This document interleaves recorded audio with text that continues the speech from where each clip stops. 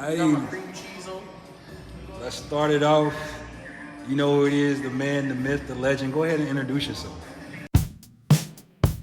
RedRanger Ronnie rides the night, fighting wrongs, making them right. His horse is faster, his aim so precise. RedRanger Ronnie, he will have road. My name is Chaz Thunderwolf Stevens, local Turley resident, happy Tulsa native. Okay. So you wear many hats, but I want to say the hat we want to talk about today is the RedRanger Ronnie. I wanted you to get in that bag and tell me about it. So RedRanger Ronnie is a character I created about 2 years ago. It really came off of an idea I had about how many places could I publicly take a pony and take into that place.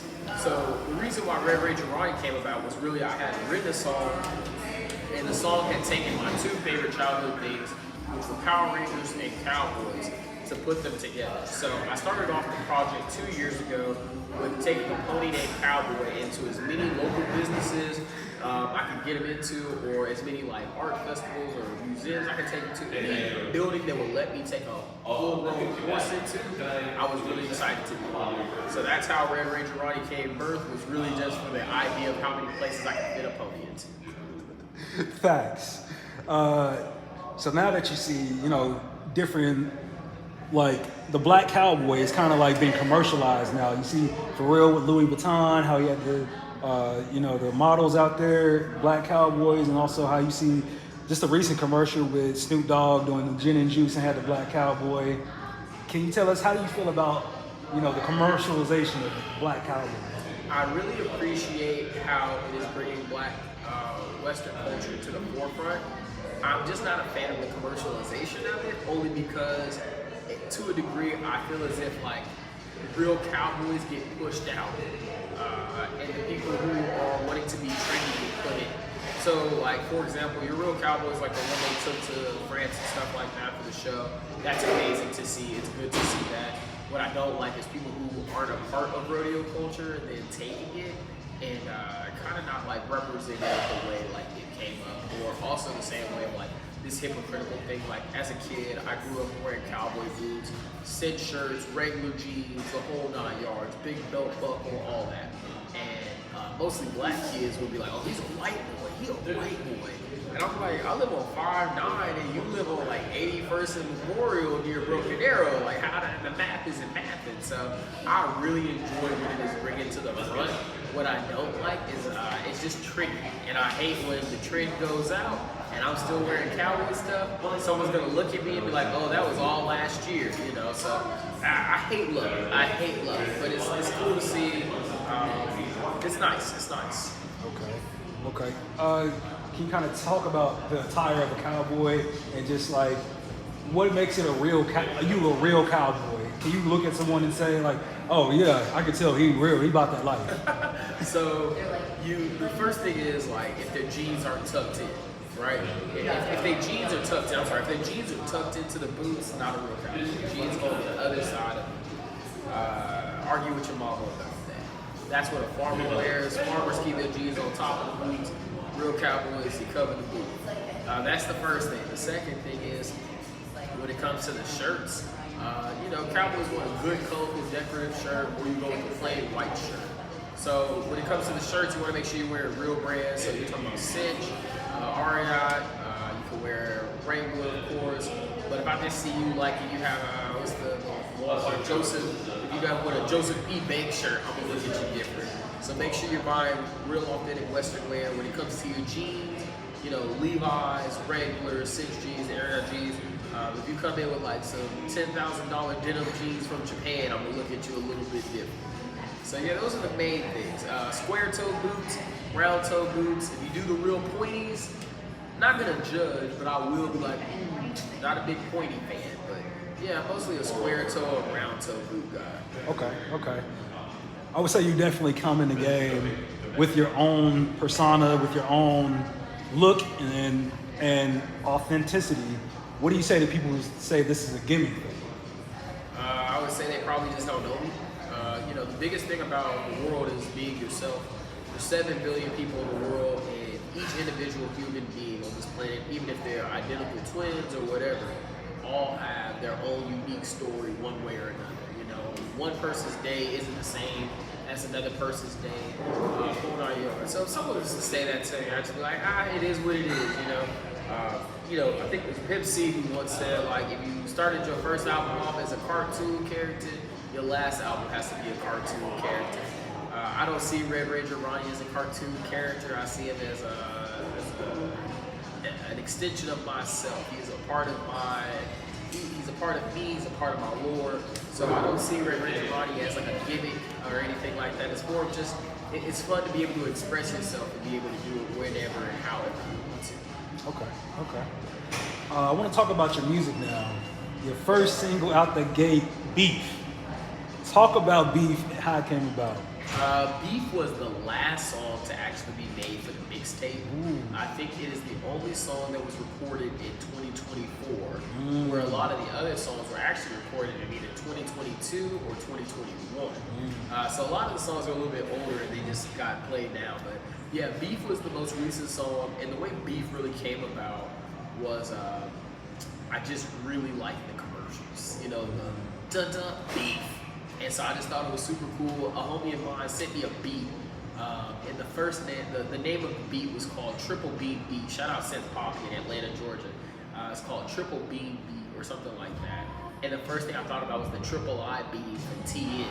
So that's how come the opening bar is, put eyes on his head like TN. And then after that, I was like, I gotta have something that's like a little bit more vicious. So it led to Beef.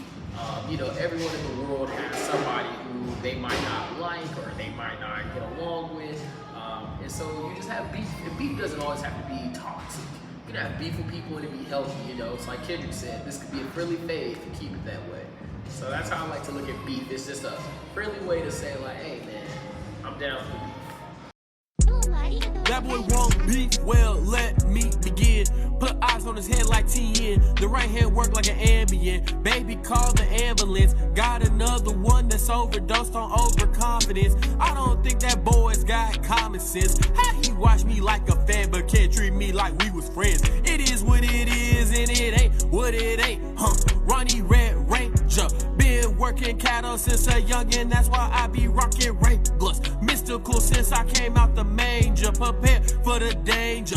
Better watch yourself before I show you what I'm working with. They ask what's for dinner and you know what the answer is. Bitches beef, beef, beef, beef. It's for dinner. Beef, beef, beef. Let it simmer. Beef, beef, beef. It's for dinner. Beef, beef, beef. It's bitter. Beef. Okay, you brought it up. The beef. What do you think about the beef? Kendrick and Drake, what do you think about it? Kendrick bodied that man. We do, like the first bars of Euphoria, we should have known. Honestly, I don't think Drake should have ever made the first diss track after like that. Should have just called it a day. I appreciate Drake's pen. I will say this might be my hot take. I think that if Kendrick didn't respond to Family Matters the way he did, I think we would have a different conversation on how this beef would have went. I don't think Drake would have clearly won, but I think it would have been like a Nas versus Jay-Z Ether takeover. We would still be debating on which one is the best diss track. Granted, we say Nas won. I'm more of a takeover fan, but we say Nas won. I don't think this battle would have been a very clear Kendrick win if he didn't do the drop in Meet the Grams an hour or whatever. If he didn't he literally did not take his foot off of Drake to let it breathe. So for me, yeah, it's a clear dub. It's an easy dub. The music video is amazing. The concert was great. It's crazy. It's more for me just how amazing it is to see someone who is at the peak of what is the best career you can have in music. With the exception of Beyonce, Mike Jackson, Prince, all that. But to be the best modern artist as far as Drake goes, and just to plummet so quickly because everyone's so excited to see your downfall. Now, I think Drake's career is going to be fine after this, of course, but I think it's just funny to see how fast we all went from singing, what was the first song, the first person shooter, we were all making that in the club. And then as soon as Like That came out and then Euphoria, we were like, yeah, we can't play it no more, you know. Yeah. That's and it's also one thing interesting that happened during the battle was Drake's use of AI. Do you think that's good or bad for technology, for music? And do you see yourself using that in the future? It pissed me off. It's like Andre 3000 says, you know, I'm hemming to songs that aren't even written by those who wrote them or whatever. I forgot the bar. But that's how I feel. If you don't write your bars, then what's the purpose of you saying you're a rapper? And you can have ghostwriters. I'll take ghostwriters, but to use a machine to try to replicate human emotion, that's a no-no. And then I would say even more disrespectfully to use the Pac AI voice. Like, even if you use AI, you use some generic voice, that's fine.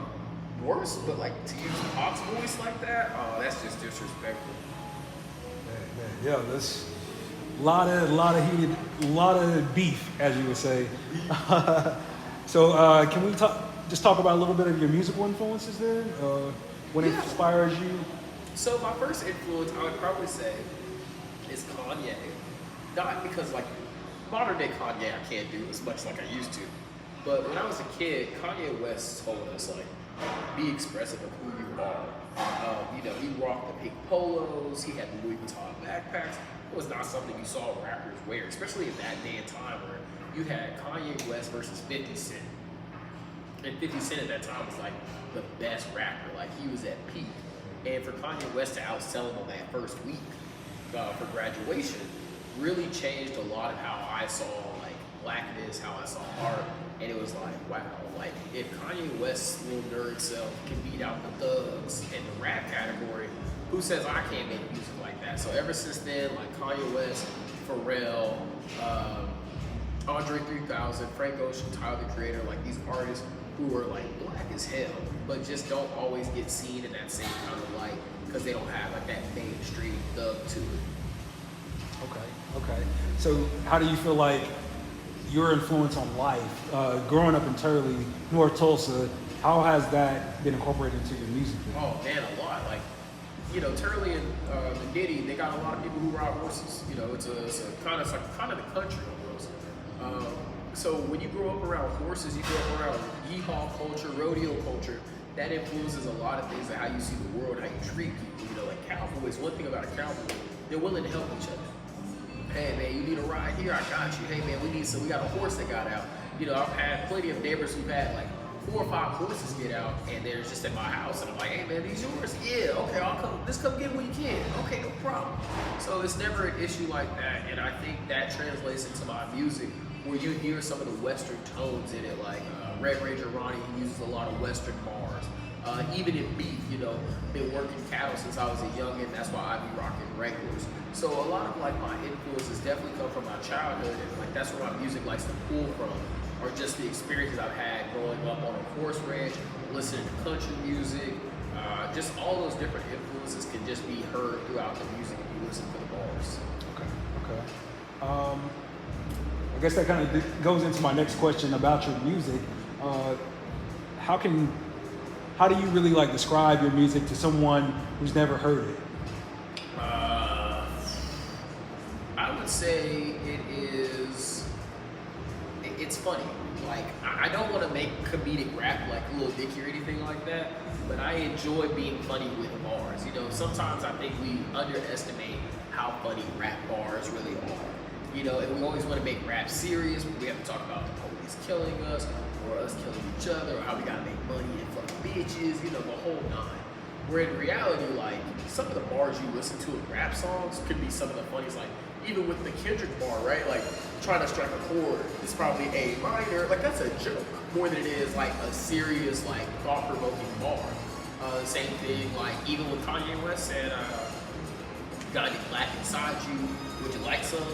Things like that. Or even Pharrell's verse on that same song, or not Pharrell, Lupe Fiasco's verse on that same song, Everybody Knows Remix, he uses high for each bar. Like, email high drop, she's up in high school, to talk about a girl's drug addiction. So it's just the way we can incorporate humor into our bars is what I would like to tell people. Like, listen to it without having any like preconceived notion of what a rap song should sound like. So what song would you suggest for somebody who has never heard your music, a first-time listener? What song would you steer them to first? To go I'd listen? probably say Heartbreak Rodeo. I think that's my most personal song. It's a song that just kind of talks about how I feel about life at times. It's a very sad song, but it's just like a really cool song. I sing in it, and I'm not the best singer, but that also just shows like I'm not afraid of taking the chances on doing whatever I want to do, just for like me to have fun with it. So I think Heartbreak Rodeo on this tape is for sure the most intrinsic song I have. Okay. Was that song one of the songs that were recorded prior to this year? Correct. Yeah, that was recorded in 2022. Yeah. So that was also one of those older songs that was recorded and we used back for the tape. And that's a song produced by my friend RedRanger, also in Atlanta. And the original beat he sent to it, the beat was called Phoenix Force. And it had like some crazy drums in it. And I was listening to it and I was like, hey dog, can you take the drums out? And he was like, what? I was like, please, like take the drums out. I just want to rap over like the sample. And he was like, okay. Like he was hesitant at first. And then when I sent him the song, he was like, oh, I get it now. So yeah, Heartbreak Rodeo, I would say, is a song that like, if you want to get to know who Chaz is or Thunderwolf is, Heartbreak Rodeo would be a good introduction. But I think any song I play would be like a good way of like seeing a bit of myself in that song. Okay.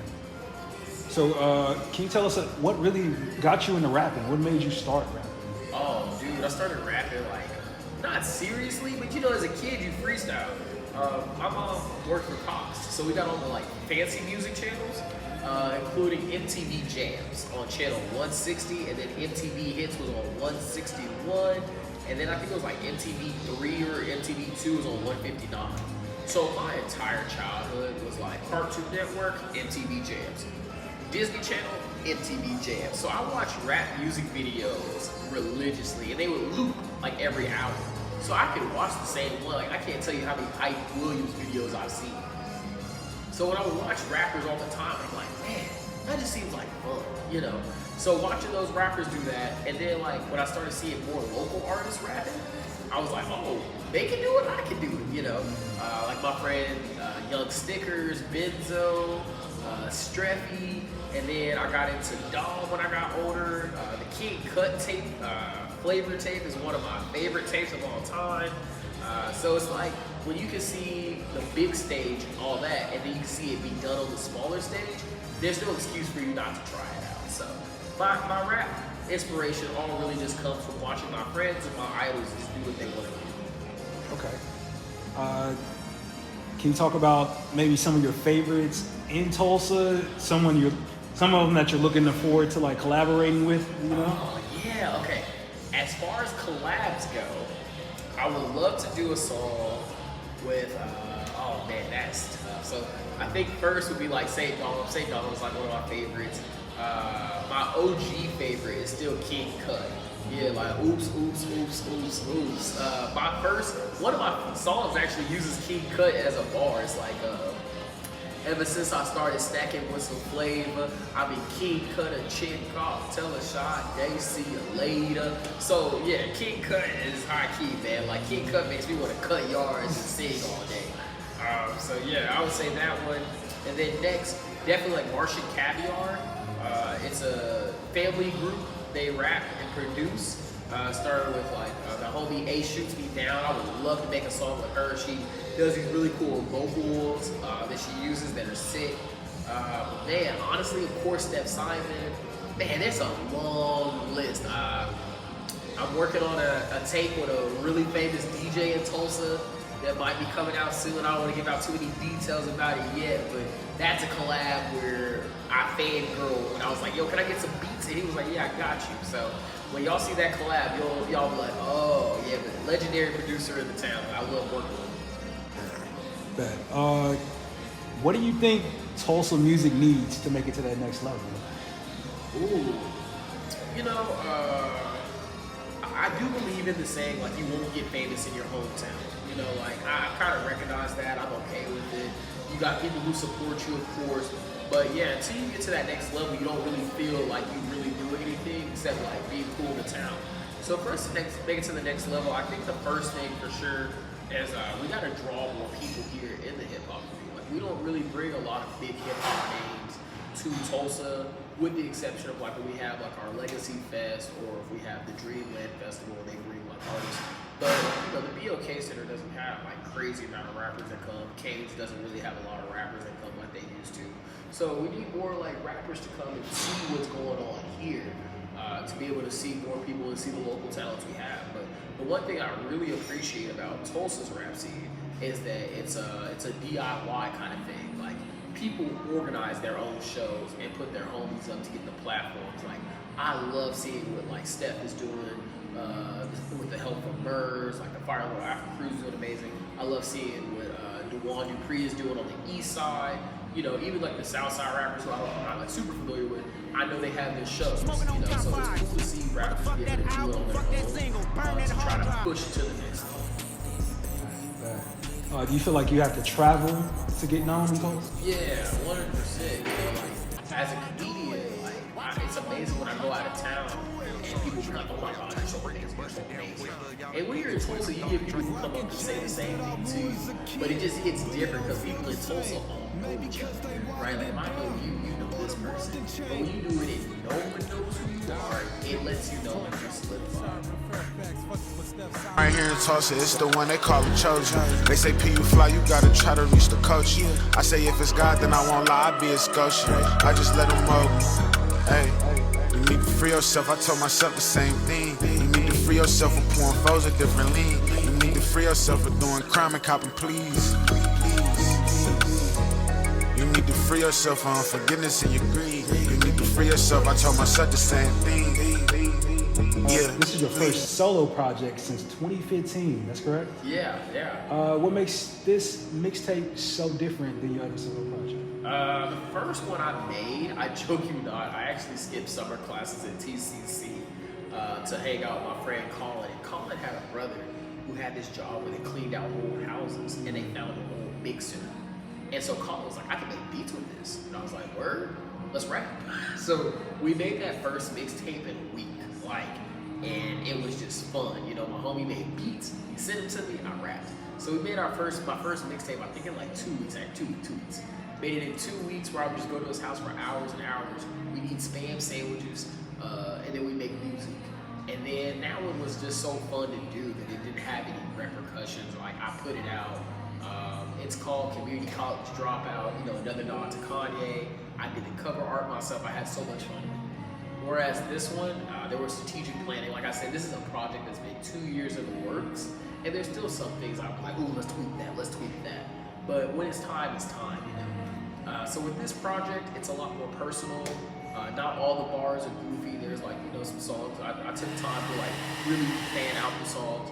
I got to work with DJ Sir Mike, who has been like rock for doing all of this. Like he recorded all the songs, all but one. He recorded all but one song, but he mixed everything for me. He's been like helping me with my performances. So I think to answer your question the short way, this tape is a lot more personal.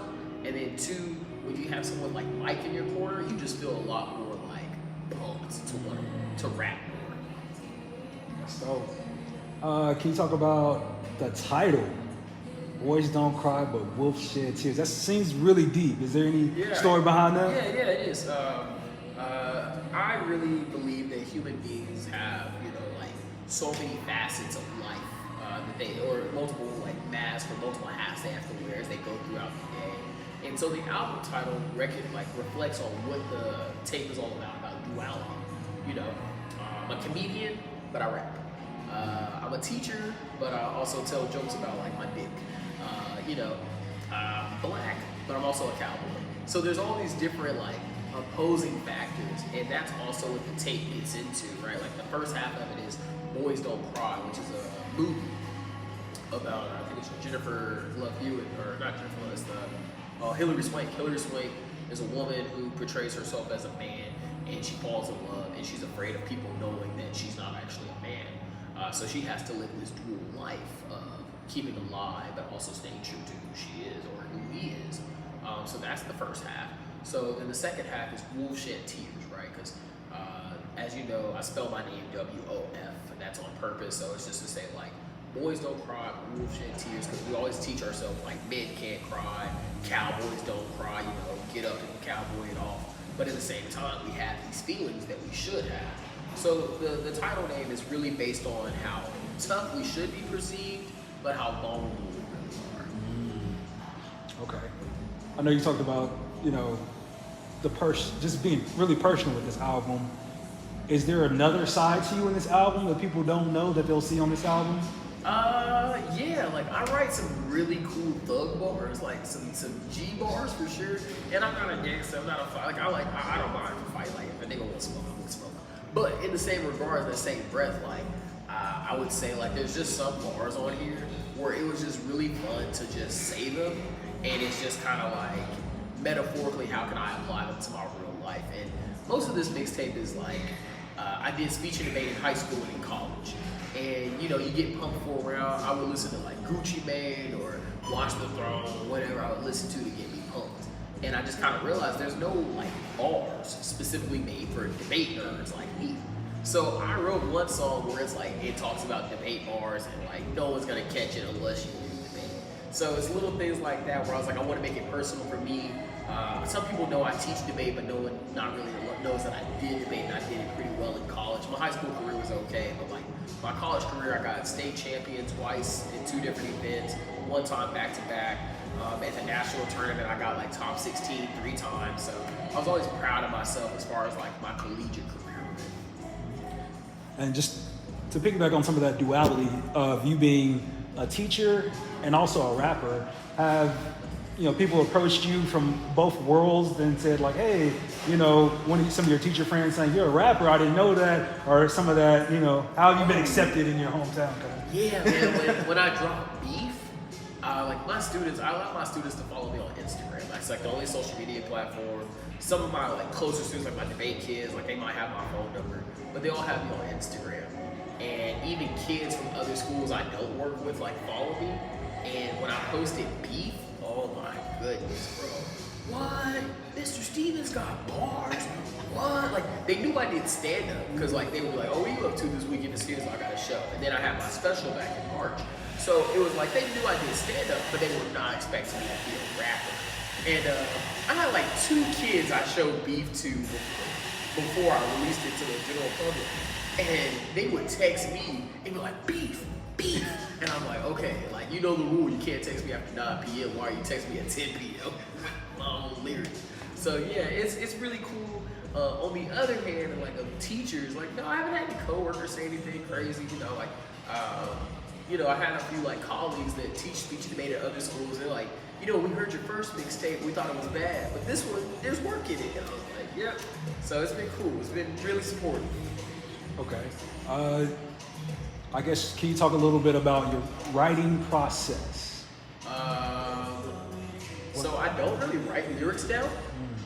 It's kind of like I freestyle for like maybe a day or 2, and then I just go back and just practice the verses over and over and over and over and over again. So there are the only like written lyrics I have are the ones that I had to type up for my Genius page. Which some of those lyrics, like I said, those were written 2 years ago.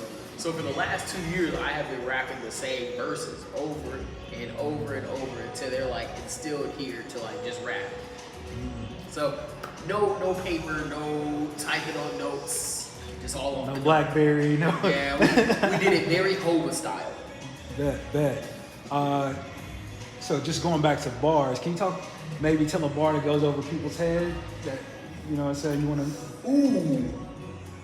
Oh man, I feel like there's a few, and I hope they don't come off like, okay, the one that I think people did not catch is in Beef, actually. And it's been mystical since I came out the manger. Better watch yourself, right? Because mystical, danger, watch yourself. And then mystical out the manger, because who came out the manger? Mystical, Jesus. So that's like the bar that I'm always shocked. I'm like, did you catch that one? Did y'all catch that one? So that's my favorite bar in Beef, and no one ever says anything about it. I'm like, But then in another song I have called Man of the Yeehaw, I even said that like, it's like, that boy wants smoke, I turn him into a Wheezy. Bar swing over, and that's not a Pokemon bar, it's a Pokemon bar. Don't let the bar swing over your head like Mankey, or I forgot how the bar goes off the top now. But that's another one where I'm like, if people don't know Pokemon, that wheezing bar is crazy.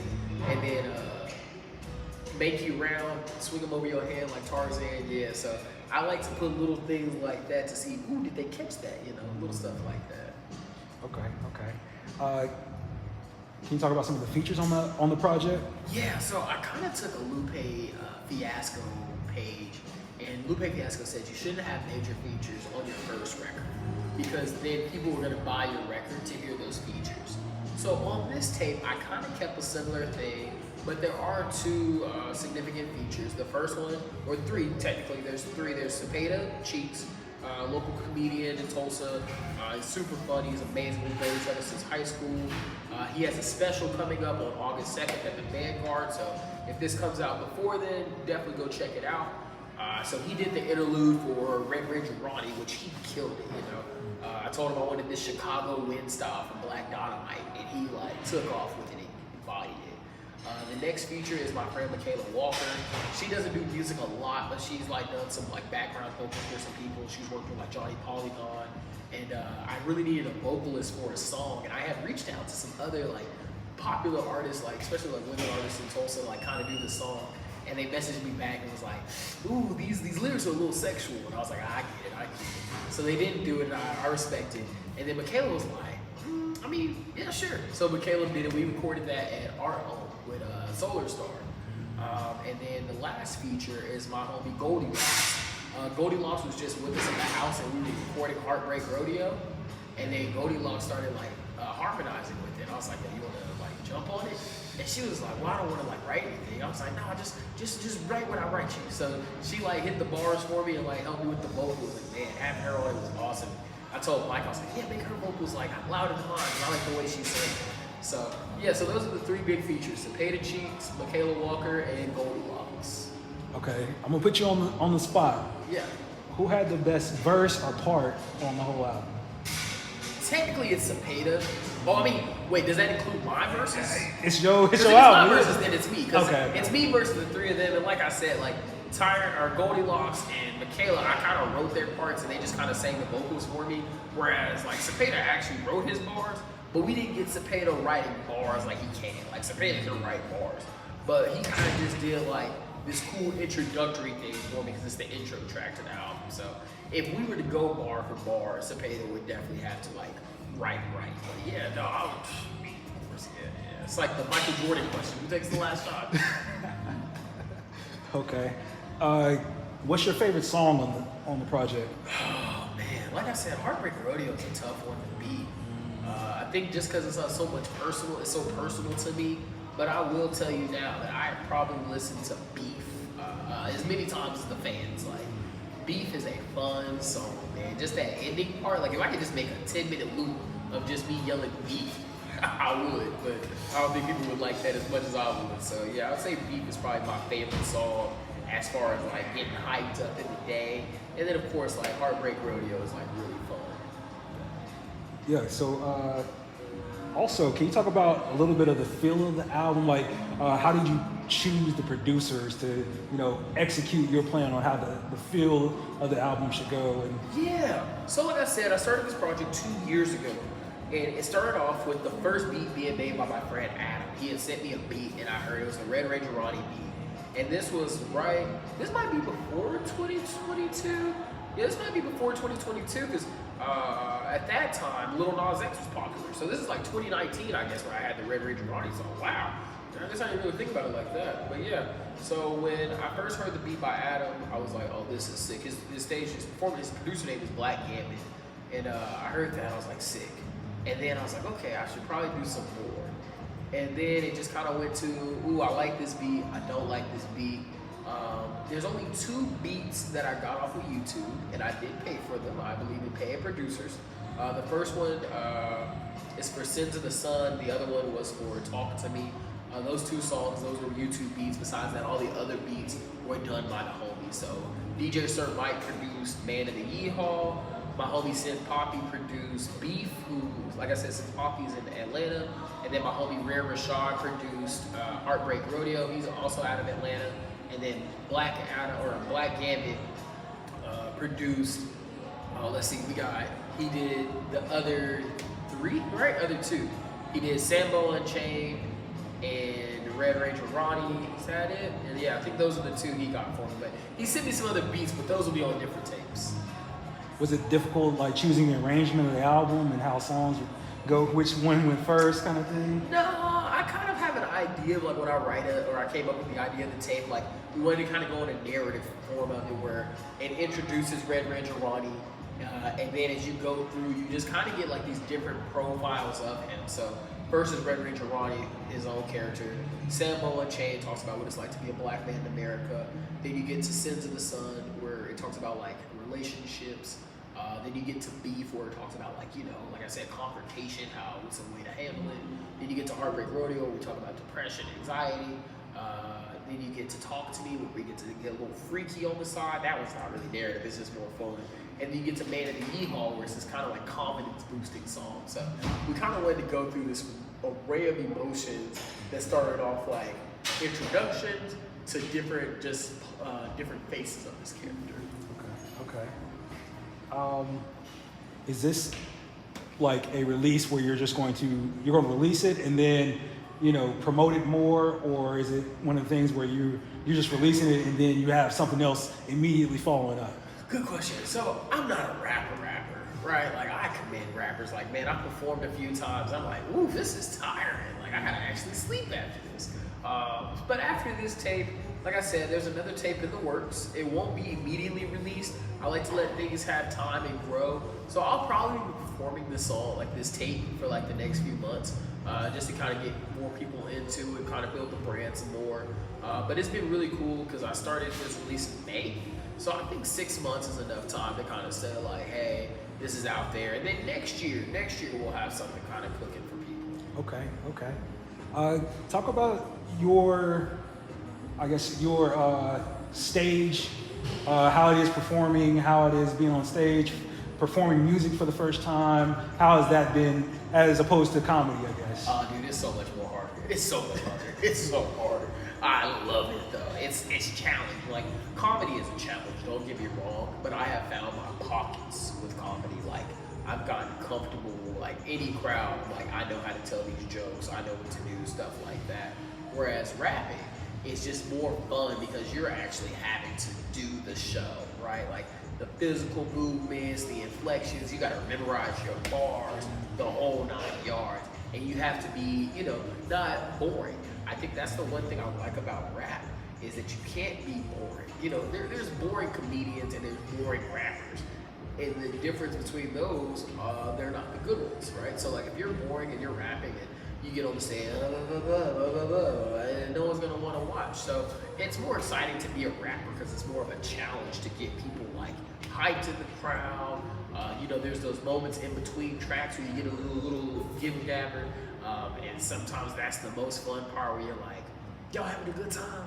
Yeah, oh yeah, let's get this bitch going, and then bam, next song comes in. So yeah, it's kind of like when you're performing as a rapper, it's almost like you're in the concert as much as you are putting on the concert. Whereas a comedian, if I start laughing at my own jokes, then I'm not happy. Like, I know some comedians do, I try not to.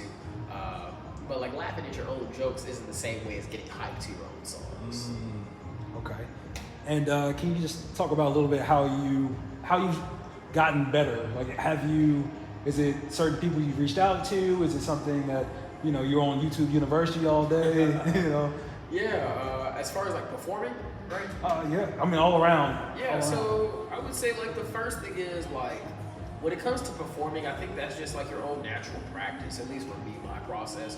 Like my process is like, I have to imagine what it looks like from the audience perspective to know that it's gonna be good. So when I rap songs, I'm thinking like, this song wouldn't fit here, this wouldn't fit here. Like the way I do my sets live are not gonna be the same way they are put onto the mixtape, because it's just the way you wanna have the crowd feel versus how you wanna ride to it in the car. So little things like that you have to take into consideration. And then the next thing too is like when you get into the next part, like, you know, you can rap, you can put out music, but you have to do things to like create the brand or create the content or be able to show people that you're really rapping. And what that is done is through connections, right? Like, you gotta know people who know people who know people. And that's probably the tougher challenges I think a lot of rappers don't pay attention to. Whereas like anybody can go buy a drum pad. You can have better bars. I mean, there's definitely rappers that are better than me. There's rappers that honestly you can argue and say are better than Kendrick, right?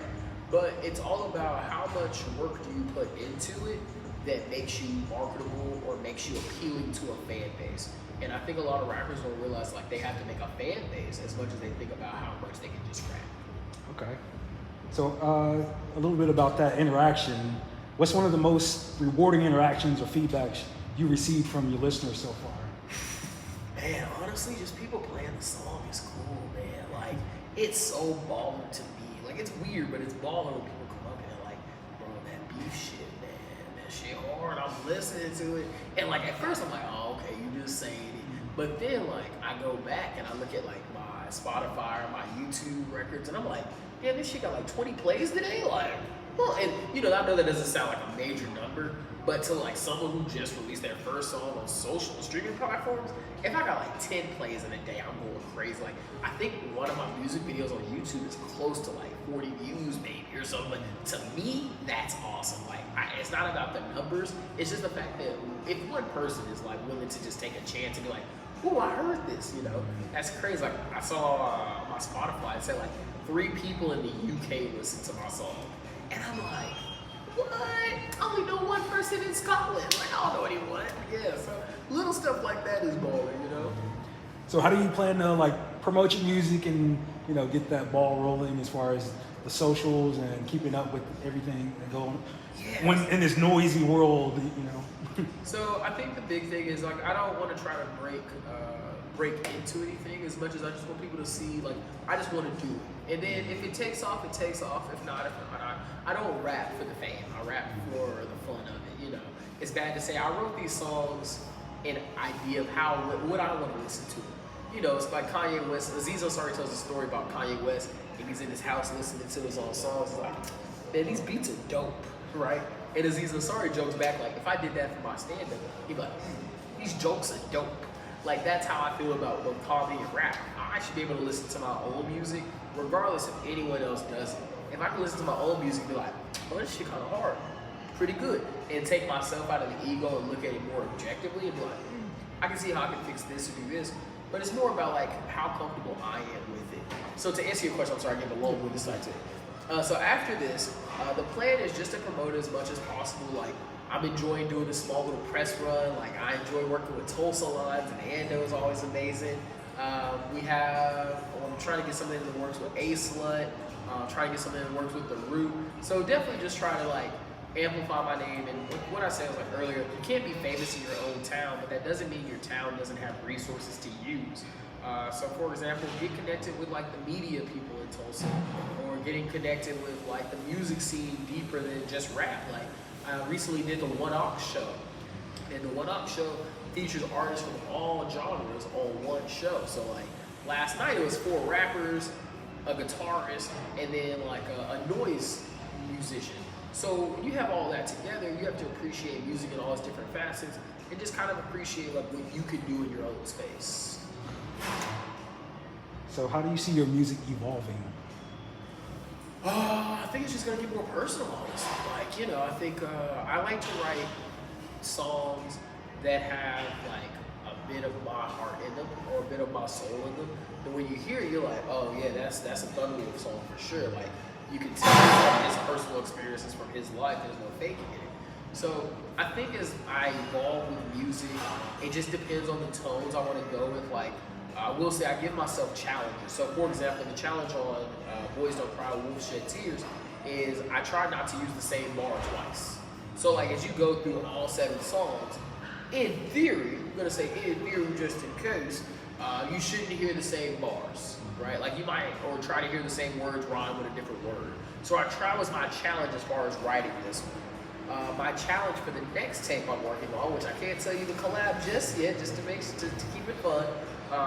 The goal is to make every song about birds. So every song will have some type of bird bar in it or reference to a bird. And we're trying not to use the same birds in multiple songs. That's gonna be interesting. You're gonna look out for that. Yeah. I want to know, kind of, maybe just wrapping up a little bit. What message or impact do you hope to have or leave for the industry and for the artistry, for music in general? As cliche as it is, man, just be yourself, bro. Like, you know, you don't have to wear the same outfits as other rappers and say you making it as a rapper. You ain't got to do the same sounds to make it as a rapper. You know, the one thing that always amazes me whenever people hear my music, they'll say like, oh, it's refreshing. We haven't heard something like this before. And I'm like, is that true? Like, I thought it sounded like this, but then you kind of compare it and you're like, oh, it doesn't. But then there's a lot of times you can listen to a song and be like, oh, this sounds like so-and-so, or this sounds like so-and-so. So just be yourself, and if it's wonky, let it be wonky. Like, people will naturally come to what they think is like genuine versus than what they think is generic, you know? I think a lot of people don't recognize, like, the first time you heard your Drake song, it didn't sound like other rapper songs because he was singing. Well, the first time you heard a Kanye West beat, it wasn't like people were putting Miri Bonari in their song with violins. So you have to realize you have to be able to take those risks and things to be able to break out in them. So that would be my advice to anyone who wants to like get into music or get into art or anything in life, is like be yourself and use yourself as the impact. Like, I hope the same way like my favorite rappers in Tulsa impacted me, I hope that there's a kid who hears my mixtape and then like in 2030, it's a kid coming up to me like, what's up, OG?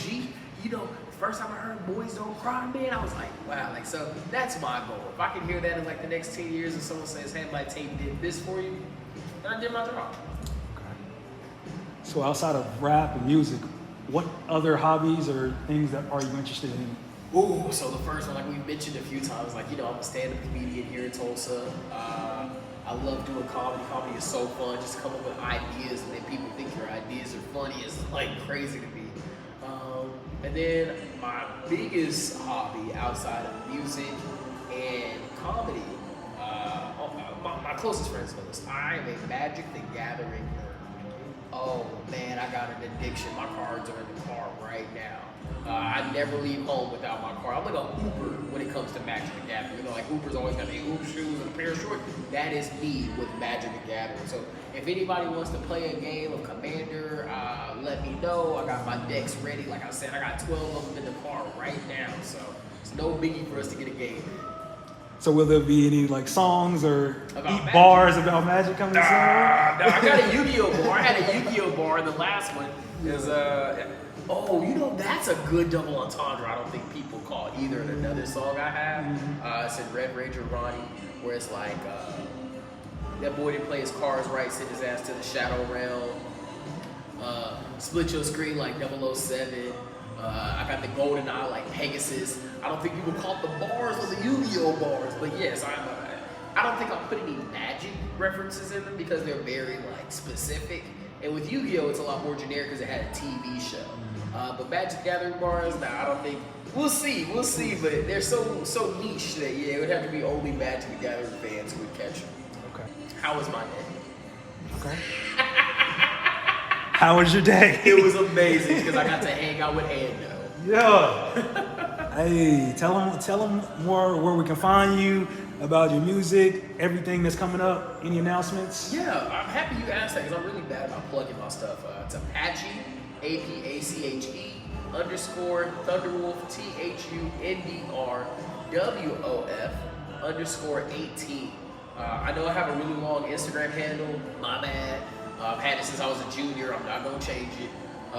So Instagram, if you want to find me on Twitter, I think it's just @Thunderwolf. There again, there's no L in the wolf. I don't really use Facebook so much, so don't try. But those would be the best places to find me. Definitely Instagram is where I'm most active. I respond to DMs, might take me a second. You can also find me on my second Instagram for RedRanger Ronnie Instagram. So on there, you want to send me some stuff about music or anything like that, or have questions about music, that's more likely where I'll answer music questions. And then comedy in general life, you'll find me on Apache. Hey. And the tape comes out July 18th. Boys Don't Cry, but Wolves Shed Tears. Hey, you heard it first. Tulsa Lines. Appreciate you. Thank you. His boots are squeaky, his hat is tight. Ronnie's whirlwind moves so slick, with his lasso quick as a flick. His horse is faster, his aim so precise. Red Ranger Ronnie, he in a hat rub that's woolly. Red Ranger Ronnie, keeping the town free from falling. Oh yeah, the bad guys tremble in their boots when they hear those outlaw hoots. Ronnie's justice never takes roots. With a snap whip and a mighty shout, Ronnie turns the villains inside out.